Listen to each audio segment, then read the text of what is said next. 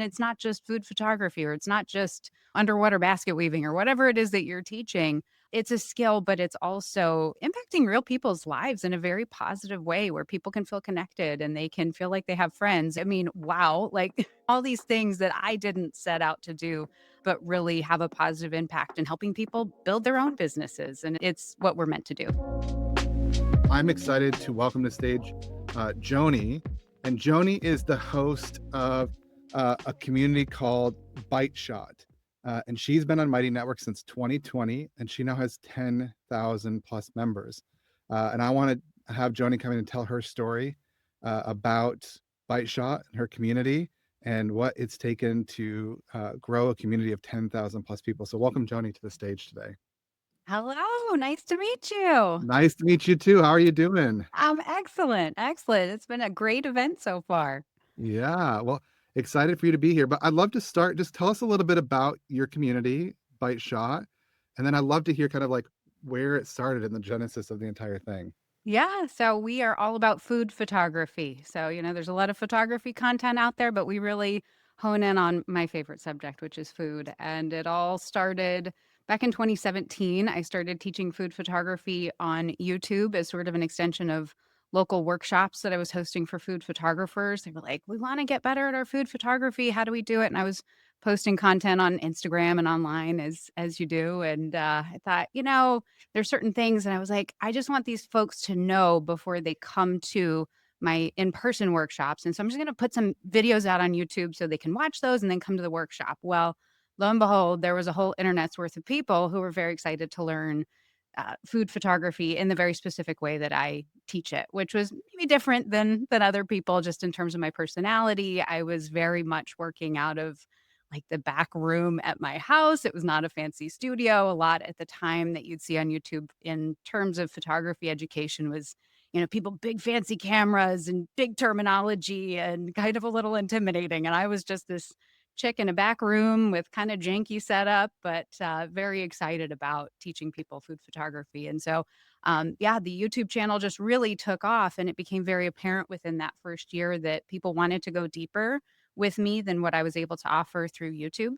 So that's when I kind of got the idea and started to also see like, oh, people are creating courses, they're creating communities, they're building businesses out of this. That wasn't really something that I had set out to do, but very clearly became like an opportunity. And I have a background in education. And so it just sort of all rolled together into then creating those first courses and seeing I also want to have a community component with this because that's just very much a part of my own personal DNA. Like I love bringing people together in the educational journey of not just a one to one, but a many because we can really pull a lot of knowledge working together. Yeah, that's great. So I know you didn't start at 10,000 members. No. For those who are just you're getting started, they're like, wait a second, that's crazy. You must have had like a million email subscribers. You got 10,000 members. But talk me through the journey of getting started and then how it's grown to where it's at now. Yeah, it was very organic, just in terms of it started with the YouTube content. And around that time, I'm like, okay, well, we got to have a way to connect these people. So, and I also at that point had at least familiarity with like email marketing and had that sort of going. And so I was like, oh, okay, I'll start sending newsletters and getting people on an email list and started sharing, lead magnets and things like that. I didn't have like a paid offer at that point.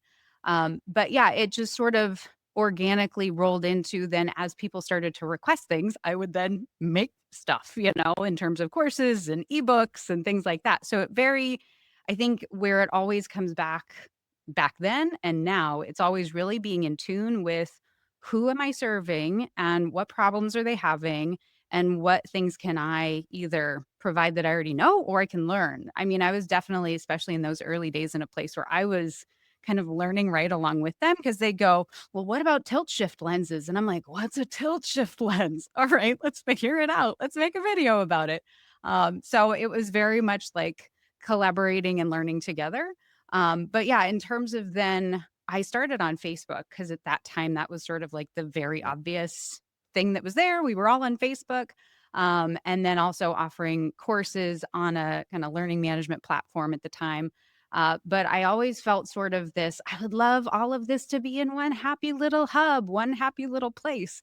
And so, it was very much kind of the YouTube thing was where a lot of people started, but then the building of the community and the spaces like, again, Facebook and things like that. But then suddenly I participated in a course during early days of COVID and was like, "Oh, I really like this platform, this mighty platform that these folks are on. This really solves a lot of the problems that I was having that felt like my content was sort of siloed and my community was sort of siloed, and I wanted everything to all be under one hub." So that was then where the mighty opportunity came, to jump into that. And so, yeah, it's always been though very organic of listening to what the community needs, what people who I'm interacting with. I mean, I'm very actively participating because I personally love food photography and I could talk about it all day long. So I think that really helps to just think of new ideas, which some folks would go, "Oh, well, that's a strategic lead magnet, and that's a strategic way to create an email sequence." I'm like, "Well, yeah, but that's also just really helpful to human beings." And so I'm just gonna follow that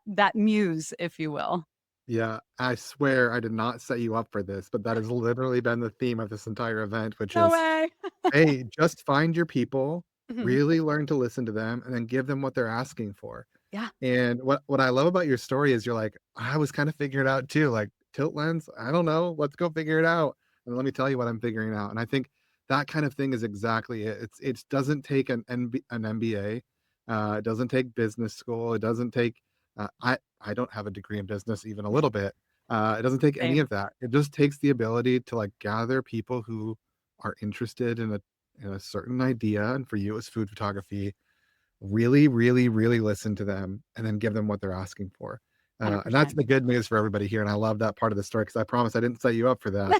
That's Little literally been the softball theme of toss right every there. single session the whole time is we think that this whole thing is mystical, and it's actually not.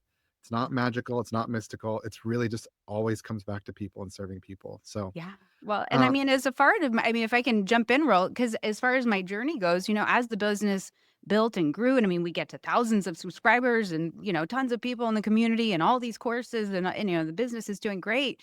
And I was like, "Oh, it's time to scale up." And as I started to scale up, suddenly I realized I was getting more and more removed from those original relationships and those people and the connection with the community and audience that really inspired the magic that we created together. And so it was a really important sort of experience for me to go, "Oh, I need to reorient the way I'm building this business because I need to be connected to the humans in the community. I need to be interacting because that's where I get my greatest inspiration and my best ideas to keep moving this thing forward. Like I'm not meant to be a manager. I need to be connected to the people." yeah, that's so good. Um, Thinking back to when you first got started with this, and there's a lot of folks here who are either contemplating getting started or, have just gotten started. What would you say to the younger version of yourself who's, like, just getting started, maybe, like, a little intimidated about the idea of community and pulling everything together? What would you say to the younger version of yourself now, sitting in the seat that you're at with 10,000 members and growing the thing that you've so beautifully built? Yeah, thank you. Yeah, I think I wouldn't change a thing because part of me is like how wonderful that all of this has brought me to where I am. And certainly the thing that I think has caused the biggest derailments in the process was always my own self and my own Mm, self-doubt. I remember before I even started teaching food photography and thinking about, putting videos on YouTube and things like that. And I was like, there's not enough content there. There's not enough people interested in that. Like, there'd be no way, right? Like, like what a wacky thing. Like, what, I make 10 videos and that's it? But I think it's the old adage that confidence comes after doing the thing. And so it's like you really there's been so many times when maybe I didn't trust my intuition. And I feel like that has been an important part of the journey that I am in a much better place of trusting my intuition now. That when those little glimmers come through of an idea or something that it's like you kind of feel it in your gut and you're like, "Oh, this is a thing. This is something that I should be moving forward with." And there you can come up with 100 different ways to talk yourself out of it, but trust that that intuition has been planted there and continue to show up and just what's the worst that's going to happen, right? Like that experimentation, you put it out there. and continuing to follow that intuition, I think, is really important. Yeah, I think Topsy said this on day one, but who benefits from you not doing this? Great Nobody. question. Nobody. Nobody. But who might benefit if you decide to do it is a much easier answer. Yeah. And I think that's really, really, really good. Layla also said something on day 2 that is really pinging for me here. It's like, find the thing that you could talk about for 10 years and do that. And it's like it sounds like you become like endlessly curious by food photography and building a community around it. And that's really what's been the engine that's driven this to become what it's become. Oh, and I mean, the amount of things that I have learned in the process, I mean, as far as community building, business, all the things, but also just photography. Like, I am an infinitely better photographer now because this community has not, like, I've been in connection with these people who have pushed me to get better at what Yeah. I do. And I just know that I wouldn't be as skilled at this craft if I hadn't taken this journey. What would you say to somebody who said, "Well, I feel like I'm not quite there yet. I've got to become a better extrovert before I get started and build a community." What would you say to somebody who's I say, thinking that right now? oh my gosh, no, like, where you're at, like, you only have to be so much further than the people you're teaching, and, like, I look back at I was actually doing some analysis of old videos because I mean, I've got 8 years worth of YouTube videos, over 200, so much content, and I was trying to, like, analyze what's been my most successful content, like, in terms of views and reach and watch time.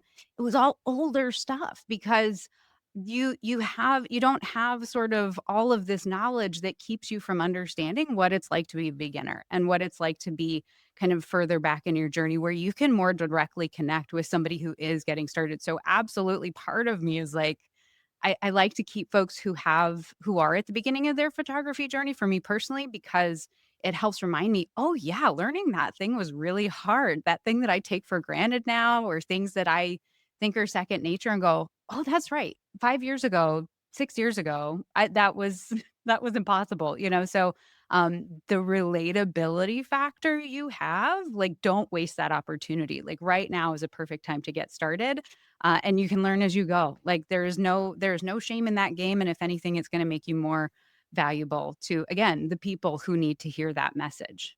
Yeah, I think that's maybe one of the takeaways I'm gonna have from this session is, uh, the transformation or the transition is not just for your members, it's also for you. And you are an example of that is the skills that you've gained not only as a photographer but also as a community builder and a host. All of those have been part of just because you took the step and made the journey, and I think that's such an amazing result. Any final thoughts for those who are thinking about building a community and why they should be thinking about it and maybe why they should be using Mighty? Yeah, I mean, Mighty is such a wonderful platform in terms of the ability to connect with people. It is really fun for me to watch, especially as new features get rolled out. And now, having been on Mighty for over 5 years now, and just seeing the development of that and how, um, forward thinking, and again, how much community is at the heart of that, because that really is where a lot of learning happens. And for me, some of the best moments are not when I'm necessarily teaching, it's when they're teaching each other and they're connecting and they're having Zoom meetings without me. I'm like, I love that for y'all. Like, they're just having a great time. But also to your point, that you don't know the impact that you could be having on people's lives, right? Like the benefit that, and it's not just food photography, or it's not just underwater basket weaving or whatever it is that you're teaching.